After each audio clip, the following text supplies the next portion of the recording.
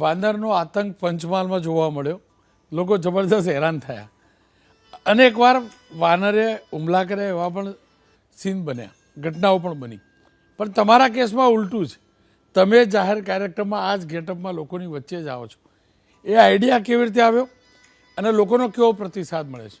પહેલાં હું middle class ફેમિલીથી belong કરતો અને પહેલાં હું કેટરિંગની લાઈનમાં હતો અને પ્લસ કે મને એક ક્રિષ્ના ઇવેન્ટ ઓનરના એક ભાઈ હતા, ભરતભાઈ ગોહેલ કરીને. તો એમને મને કીધું કે એમની સાથે હું કામ કરતો 8 થી 9 વર્ષ સુધી કામ કરતો, એની સાથે જોડાયેલો હતો.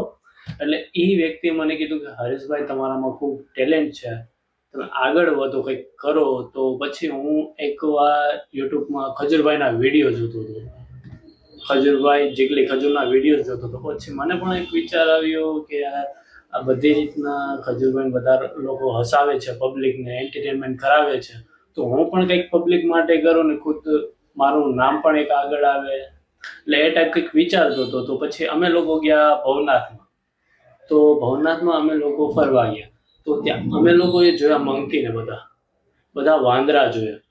તો એ વાંદરાને જોઈને તો મારા એક ભાઈ છે, ભરતભાઈ કરીને ગોહેલ, જે ક્રિષ્ના ઇવેન્ટ ઓનર છે, તો એમને મને કીધું કે હરિભાઈ, તમે એક મંકીનો ગેટઅપ લઈ આવો ગુજરાતમાં કે આખા ઇન્ડિયામાં, તો તમને એમાંથી રોજી પણ મળશે, પ્લસ કે તમારું આગળ નામ પણ આવશે.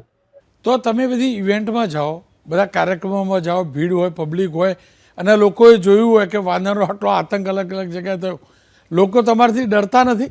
ના, લોકોને તો એન્ટરટેનમેન્ટ જોઈએ છે, ડરતા નથી. હું કોઈ પાછળ જઈને ડરાવતો નથી, સામેથી જાઉં છું એ વ્યક્તિને. ખૂબ એને પણ આનંદ આવે અને એ લોકોને પણ મજા આવે જોવાની. આપ કયા કયા પ્રકારના કાર્યક્રમમાં જતા હોવ છો અને કેવો રિસ્પોન્સ મળતો હોય છે?